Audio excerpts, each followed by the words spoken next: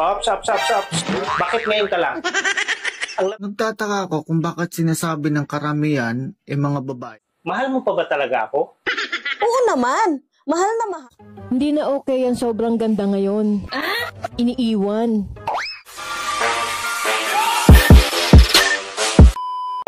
Cellphone mo, Apple. Tapos yung ilong mo, Amatis.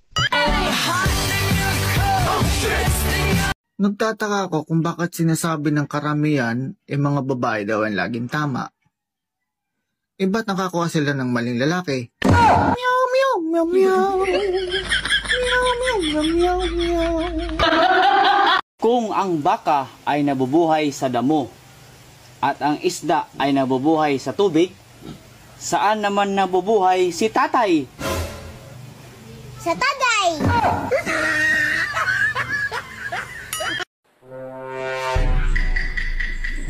Ops, ops, ops, ops.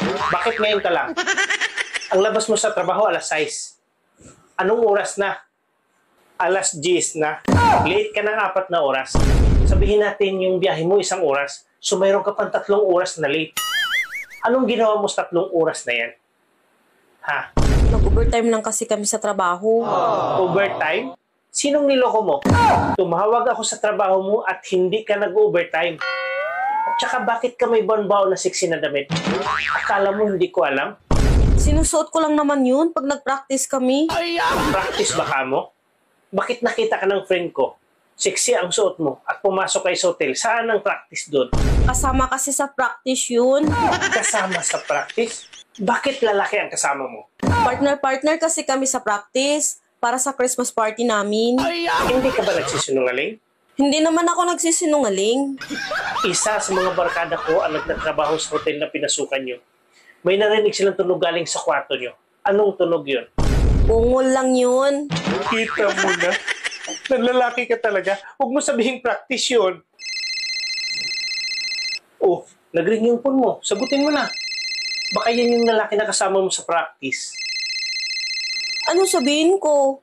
Sabihin mo na huwag na niya ulit gawin yung ginawa niya sa'yo. Kasi magkakagulo lang tayo niyan eh. Hello? Sa susunod, wag mo na ako. Anong nantay mo? Sabihin mo na. Wag mo na daw akong pakialaman ha sa susunod. Hindi. Sabihin mo sa kanya kung anong ginawa niya sa'yo, banggitin mo para hindi na niya uulitin. Sa sunod, wag mo na daw ako dilaan ha.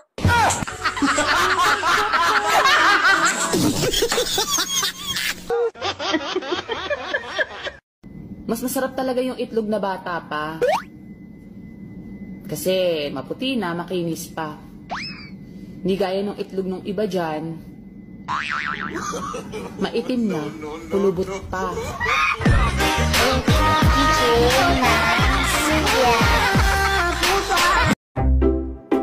Jack.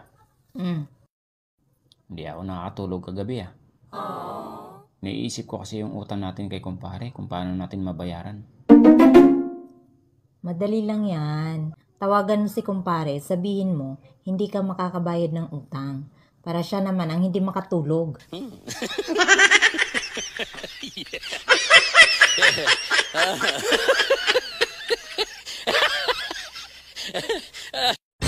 Tito, may baril ka ba? Wala naman akong baril. Hindi naman ako sundalo o police security. Ba't ako magagamit ng baril? Anong wala? Sabi ni tita, narinig ko sa kwarto. Tulog na sila. Iputok mo na.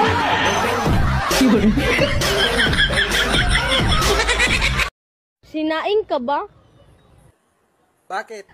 Kasi pag iniwan kita, magagalit si mama.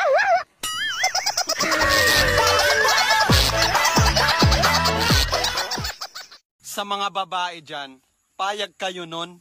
Si Cinderella nga, hinubad lang yung sandals. Nagka-love life na. Ikaw hinubad mo na lahat. Di ka pa rin nagustuhan. Kahit sino ka pa, mahal kita. Lagi akong sumusunod sa'yo. Anong saysay ng ganda mo? Kung kada gabi naman, walang nag-aalis ng panty mo. Ayaw, di ba? Gago! Ay, excuse me meron ho kayong bukod sa mahinang pandinig? Meron po. Wala. Sige, thank you.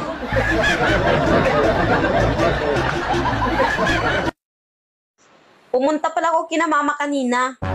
Oh, anong ginawa mo doon? Ba't di ka nagpapaalam sa akin? Baka may ginawa kang milagro, ha? Milagro agad? Pinagalitan pala ako ni mama kanina. Bakit daw hindi mo pa ako pinakasalan? Di ba nga, pinag-usapan na natin yan na mag-ipon muna tayo ng pera bago tayo magpakasal. Pag hindi mo daw ako pakasalan kagad, baka daw makakita ka ng babae na mas maganda pa sa akin at hindi mo na ako pakasalan. Alam mo, pag nagkagusto ako sa babae, hindi ako tumitingin sa itsura. Ano pala tinitingnan mo sa babae? Yung baba. Siyempre, baka kasi hindi maumbok eh. Gusto mo nang maumbok, hindi naman bagay sa'yo. Paano mo nasabing hindi bagay? Yun nga yung swak sa panlasa ko. Paano ba bagay sa maumbok kung maliit, malambot at supot? Kung sino pa walang kachat, siya pa yung masipag mag-online. Tulad nitong nanonood, pangiti-ngiti pa.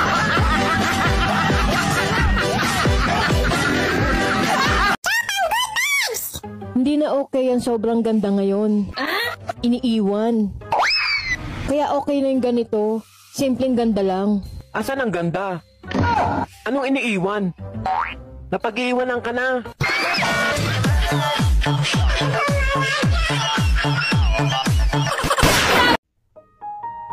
Han, may day mo naman ako. Kahit minsan lang. Hay nako. Hindi ako nagsasama ng My Day. Nakapanood na nga lang muna ng TV.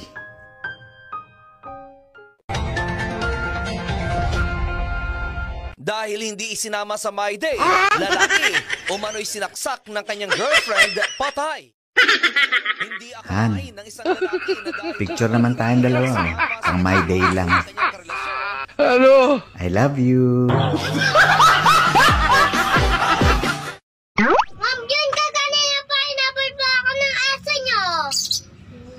Pasensya ka na ha. Mahilig lang kasi yan talaga sa mga pangit eh. Ganun ba po ba? Kaya pala sa inyo nakatira? Han, mahal mo pa ba talaga ako? Oo naman. Mahal na mahal. Tinatanong pa ba yan? O sige nga, kung talagang mahal mo ako, mayroon akong itatanong sa'yo. O sige, ano namang itatanong mo? Saang lugar mo ako sinagot? Hindi ko na maalala eh. Kita mo na. Nung nanliligaw ako sa'yo, ano ang mga niregalo ko sa'yo nung sinagot mo ako? Matagal na kasi yun, Han eh. Kaya nakakalimutan ko na. Saan tayo unang nag-date? Di ko na rin matandaan eh. Kasi hindi mo na ako mahal. Kaya nakalimutan mo lahat. Ano? O sige, saang restaurant kita pinakain nung sinagot mo ako? Pasensya ka na, Han. Hindi ko na talaga maalala eh. Lahat ng itinatanong ko sa'yo, yung mga nakaraan natin. Sa dami ng tanong ko sa'yo, wala ka man lang maalala na kahit na isa? Hindi mo na siguro talaga ako mahal, yan ang sabihin mo. Wala talaga akong matandaan. Promise. O sige, ito. Last na lang. Kailan tayo unang nag-hotel? December 25, mula 6 p.m. hanggang 6 a.m. Akala mo ha, nagtaksi pa nga tayo papunta dun eh. Tsaka, wala ka pang ligo sa time na yun. Doon ka pa naligo pagdating natin. Sa dami ng tanong ko, yun pa talaga yung naalala mo. Kung ang 1B ay 1 billion, ang 1M, 1 million, unsa man ang 1 ki? Oh shit, not good. Sa kakilo? Yes, to the beat. Pare, anong sikreto mo? Bakit parang hindi ka tumatanda? Simple lang. Huwag ka masyadong mag-birthday. Miss? OFW ka, di ba? Matagal ka na dyan? Oh no! Oh. Ibig sabihin, tuyo na yan? Aray!